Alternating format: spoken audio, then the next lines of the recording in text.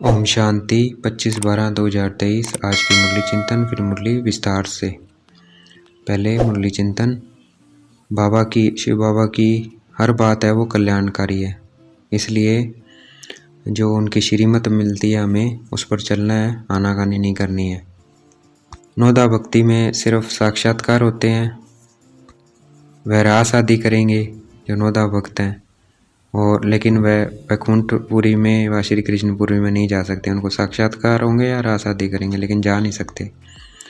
और हमारी जो नौदा भक्ति नहीं है, हमारी नौदा पढ़ाई है, जिससे हमारी सब मनोकामनाएं पूरी हो जाती है, और इस पढ़ाई से हम वैकुंठ में चले जाते हैं। ये 5000 का सृष्टि चक्कर कैसे चलता है? रात है सतयुग त्रेता और नहीं, दिन है सतयुग त्रेता और रात है द्वापर कलयुग। तो अभी रात पूरी होती है, और अभी रात पूरी होती है, अब दिन होता है। तो ये क्या है? ये सब बातें क्या है? ज्ञान की बातें हैं ये।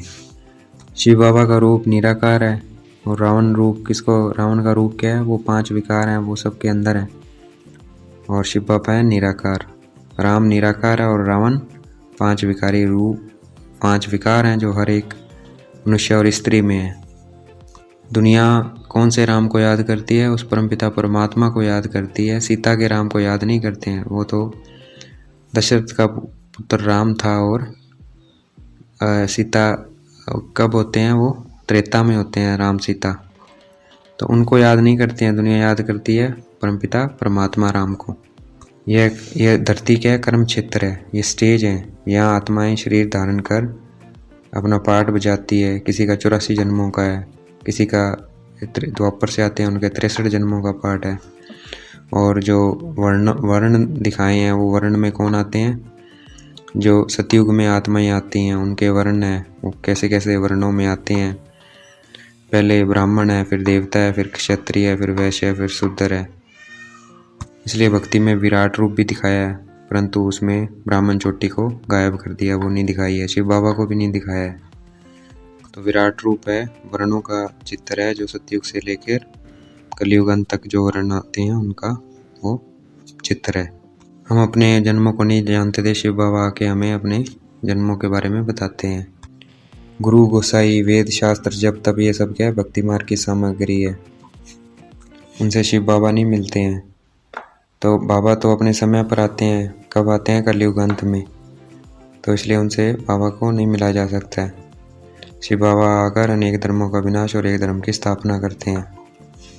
तभी करते हैं जब ये सृष्टि चक्र पूरा हो जाता है। 5000 इसके जो ईयर्स हैं पूरे हो जाते हैं, 5000, तब बाबा आके फिर से स्वर्ग स्थापन करते हैं। फिर वहाँ से झट बादशाही शुरू हो जाती है। देह अभिमान में रहेंगे तो शिव बाबा को याद नहीं कर सकेंगे। आत्मा अभिमानी बनेंगे। जितना हम आत्मा की प्रैक्टिस करेंगे कि मैं आत्मा हूँ, शरीर से कर्म करवाती हूँ, ये कर्म कर रही हूँ। जैसे अभी मैं आत्मा इस शरीर से मुरली चिंतन कर रहा हूँ, मुरली रिकॉर्ड कर रहा हूँ, समझता हुआ मैं मेरे से करवा कौन रहा है? शिव बाबा करवा रहे हैं। मुझे शिव बाबा भी याद आ रहे हैं। तो जितना हम आत्मा वाणी का अभ्यास करेंगे उतना हमें बाबा याद आएंगे। आत्मा विनाशी है। आत्मा एक शरीर छोड़ दूसरा लेती है।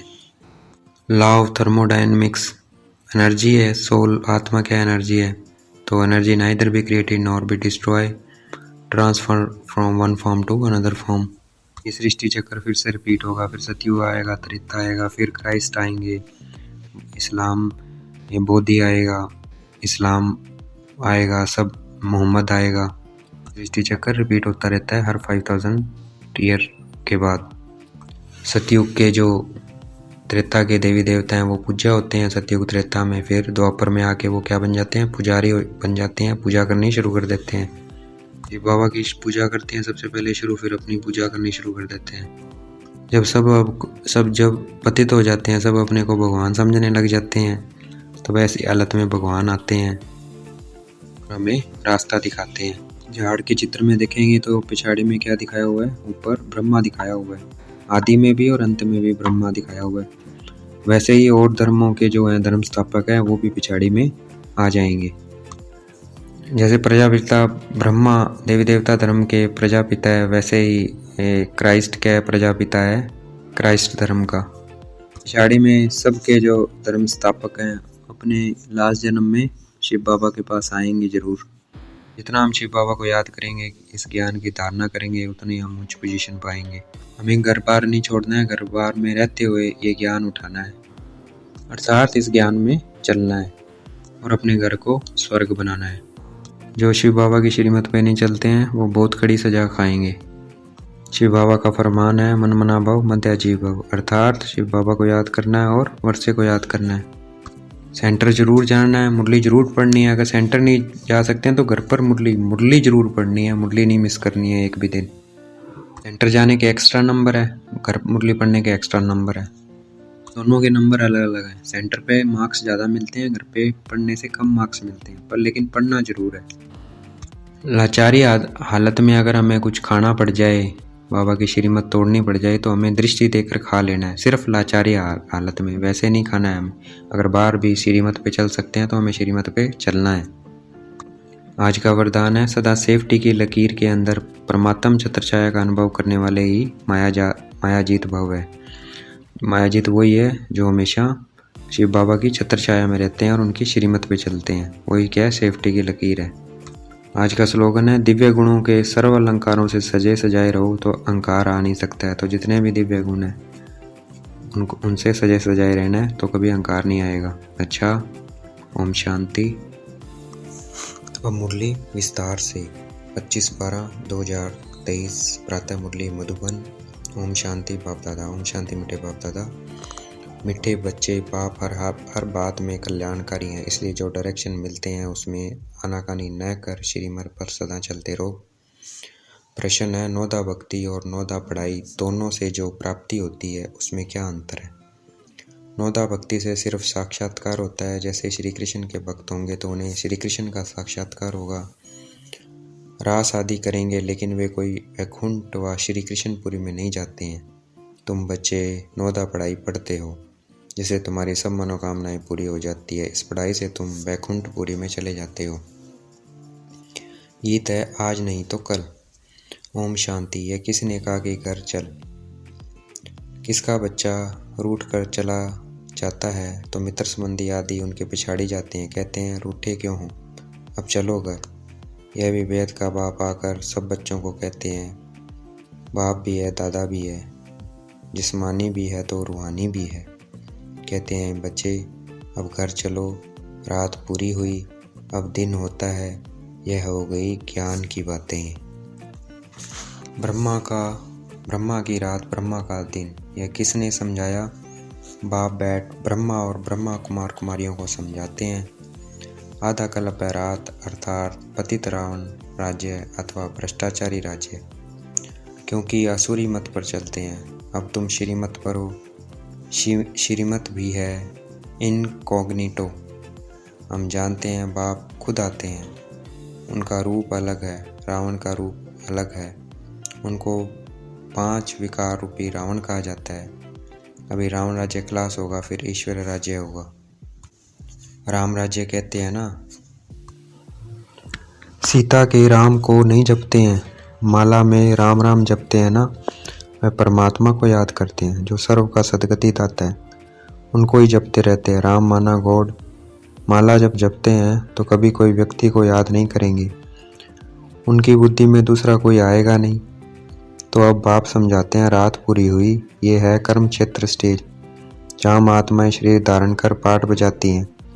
84 जन्मों का पाठ बजाना है, फिर उसमें वर्ण भी दिखाते हैं, क्योंकि 84 जन्मों का हिसाब भी चाहिए ना, किस किस जन्म में किस कुल में है, किस वर्ण में आते हैं, इसलिए ही विराट रूप भी दिखाया है।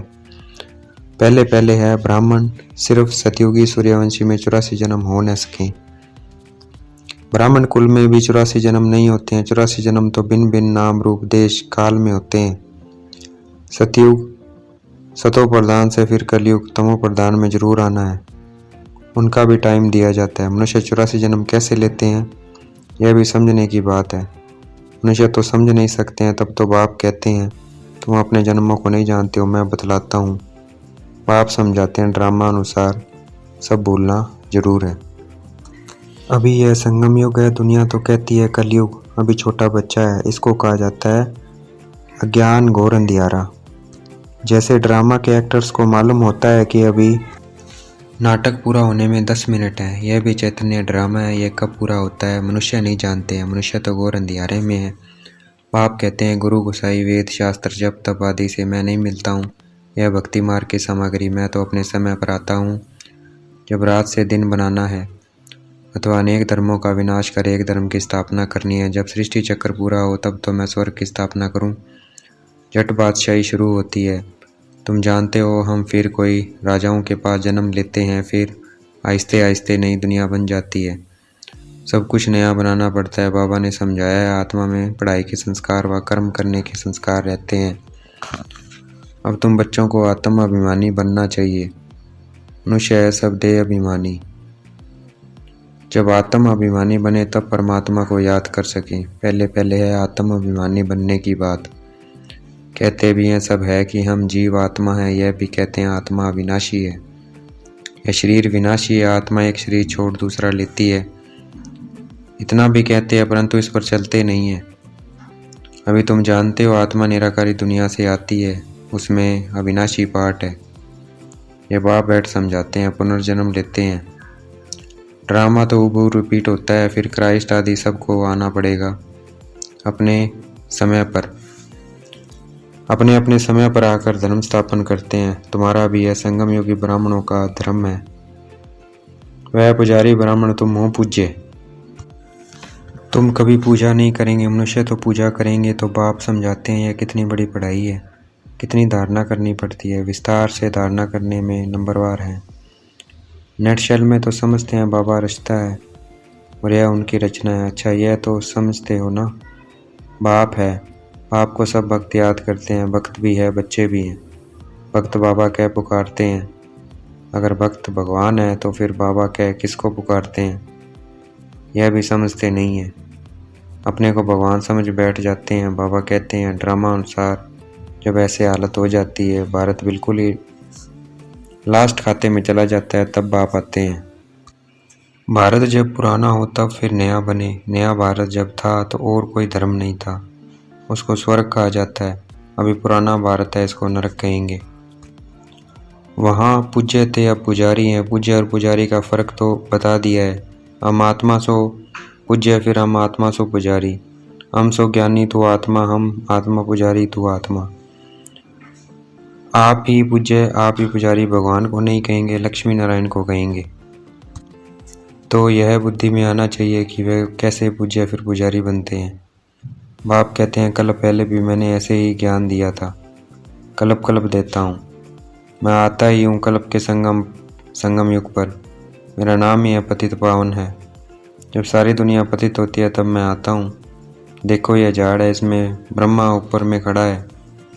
पहले आदि में दिखाते हैं, अभी सब पिछाड़ी में है। जैसे ब्रह्मा पिछाड़ी में प्रत्यक्ष हुआ है, वैसे वह भी पिछाड़ी में आएंगे।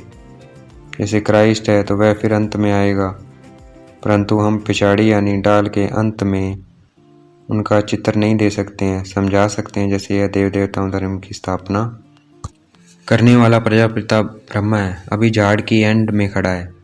क्राइस्ट भी कृष्ण धर्म का प्रजापिता है ना। जैसे यह प्रजापिता ब्रह्मा है, वैसे वो प्रजापिता क्राइस्ट है। प्रजापिता बुद्ध यह सब धर्म की स्थापना करने वाले हैं। सन्यासियों का शंकराचार्य है, उनको भी पिता कहेंगे, वह गुरु कहते हैं। कहेंगे हमारा गुरु शंकराचार्य था। तो यह जो डाल के आदि में खड़े हैं, यह फिर जन्म लेते लेते अंत में आते हैं। अभी सब तमो प्रधान स्टेज पे हैं, यह भी आकर समझेंगे। पिछाड़ी में सलाम करने आएंगे जरूर। उनको भी कहेंगे वेद के बाप को याद करो। वेद का बाप सबके लिए कहते हैं, देह सही देह के सब संबंधों को छोड़। यह ज्ञान हर एक धर्म वालों के लिए है। सब देह के धर्म छोड़ अपने को अशरीरी समझ बाप को याद करो। जितना याद करेंगे, ज्ञान की धारणा करेंगे, उतना उच्च पद पाएंगे। कल पहले जिसने जितना ज्ञान लिया होगा उतना जरूर आकर लेंगे। तुम बच्चों को कितना फकूर रहना चाहिए। हम विश्व के रचयिता बाप के बच्चे हैं। बाप हमको विश्व का मालिक बनाते हैं, राजयोग सिखला रहे हैं। कितनी सहज बात है, परंतु चलते चलते थोड़ी सी बात में संशय आ जाता है। इसको ही माया का तूफान व परीक्षा कहा जाता है। यह तो बाप कहते ही हैं, कि गृहस्थ व्यवहार में रहना है। सबको घर बार छुड़ा दूँ तो सब यहाँ बैठ जाएं। व्यवहार में भी पास करना है, फिर समय पर सर्विस में लग जाएंगे। जिन्होंने धंधे आदि को छोड़ा है उन्हों को फिर सर्विस में लगाते हैं। तो कोई बिगड़ पड़ते हैं, कोई तो समझते हैं श्रीमत में कल्याण है, श्रीमत पर जरूर चलना ही है, डायरेक्शन मिला है उसमें फिर आनाकानी नहीं करनी चाहिए। बाप हर बात में कल्याणकारी हैं। माया बड़ी चंचल है, बहुत है जो समझते हैं ऐसे रहने से तो कोई धंधा आदि करें, कोई समझते हैं शादी करें, बुद्धि चक्कर खाती रहती है फिर पढ़ाई को छोड़ देते हैं। कोई तो बाप से गारंटी करते हैं हम श्रीमत पर जरूर चलेंगे, वह आसुरी मत या ऐश्वर्य मत। आसुरी मत चलने से बहुत कड़ी सजाएं खाते हैं। उन्होंने फिर गरुड़ पुराण में डराने की रोचक बातें लिख दी है, जिससे जास्ती पाप न करें, परंतु फिर भी सुधरते थोड़ी हैं। यह सब बाप समझाते हैं। ज्ञान का सागर कोई मनुष्य नहीं हो सकता। ज्ञान का सागर नॉलेजफुल बाप समझा रहे हैं। जो समझते हैं वह फिर समझाते हैं, कहते हैं यह ठीक बात है, हम फिर आएंगे। बस प्रदर्शनी से बाहर निकले और खल्लास। हाँ, कोई 2-3 भी निकले तो भी अच्छा है, प्रजा तो बहुत बनती रहती है। वर्षा पाने लायक कोई मुश्किल निकलते हैं। राजा रानी के 1-2 बच्चे होंगे, उनको राजकुल का कहेंगे। प्रजा तो कितनी ढेर होती है, प्रजा तो झट बनती है। प्रजाएं थोड़ी बनते हैं, 16,108 त्रेता के अंत में जाकर बनते हैं। प्रजा तो करोड़ों की अंदाज में होगी। यह समझने की बड़ी विशाल बुद्धि चाहिए। हम पारलौकिक बाप से वर्षा ले रहे हैं। बाप का फरमान है, मुझे याद करो और वर्षे को याद करो। मनमना भव और मध्य जीव भव। स्वर्ग है विष्णुपुरी और यह है रावणपुरी। शांति धाम, सुख धाम और दुख धाम, यह बाप समझाते हैं। बाप को याद करने से अंतमति सुगति हो जाएगी। भक्ति मार्ग में समझो श्री कृष्ण को याद करते हैं, परंतु ऐसे नहीं कि श्री कृष्णपुरी में पहुंच जाएंगे। नहीं करके श्री कृष्णपुरी में जाकर ध्यान में रास आदि करके लौटेंगे। वह अनोदा भक्ति का प्रभाव, जिससे उनको साक्षात्कार हो जाता है, मनोकामना पूरी होती है। बाकी सतयुग तो सतयुग है, वहाँ जाने के लिए फिर नोदा पढ़ाई चाहिए। नोदा भक्ति नहीं है। पढ़ते रहो, मुरली जरूर पढ़नी चाहिए। सेंटर में जरूर जाना है, नहीं तो मुरली लेकर घर में जरूर पढ़ो। कोई को कहा जाता है सेंटर जाओ, हर एक के लिए अलग अलग है, सबके लिए एक बात नहीं हो सकती। ऐसे नहीं बाबा कहते हैं कि दृष्टि देकर खाओ तो बस, परंतु बाबा कहते हैं लाचारी हालत में और कुछ नहीं कर सकते हो तो दृष्टि देकर खाओ। बाकी सबके लिए थोड़ी बाबा कहेंगे। जैसे बाबा कोई को कहते हैं बायोस्कोप में भले जाओ, परंतु यह सबके लिए नहीं है। कोई के साथ जाना पड़ता है तो उन्हें भी नॉलेज देनी है। यह हद का नाटक है, यह बेहद का नाटक है, तो सर्विस करनी पड़े। ऐसे नहीं सिर्फ देखने के लिए जाना है, शमशान में भी जाकर सर्विस करना है। अच्छा, देखेंगे बाप दादा याद प्यार दे रहे हैं। मीठे मीठे से गलते बच्चों प्रति माता पिता बाप दादा का याद प्यार और गुड मॉर्निंग। रूहानी बाप की रूहानी बच्चों को नमस्ते। हम रूहानी बच्चों की रूहानी बाप दादा को दिल व जांच व प्रेम से बेहद का याद प्यार और नमस्ते। हम भी याद प्यार देंगे। हम रूहानी बच्चों की रूहानी बाप दादा को दिल व जांच व प्रेम से बेहद का याद प्यार और नमस्ते।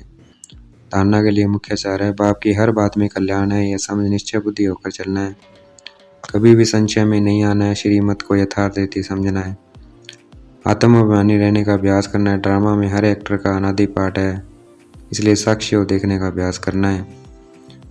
वरदान है, देखना है बाप दादा ने मस्तक पे हाथ रखा, वरदान दे रहे हैं। सदा सेफ्टी की लकीर के अंदर परमात्मा छत्र छाया का अनुभव करने वाले मायाजीत भव।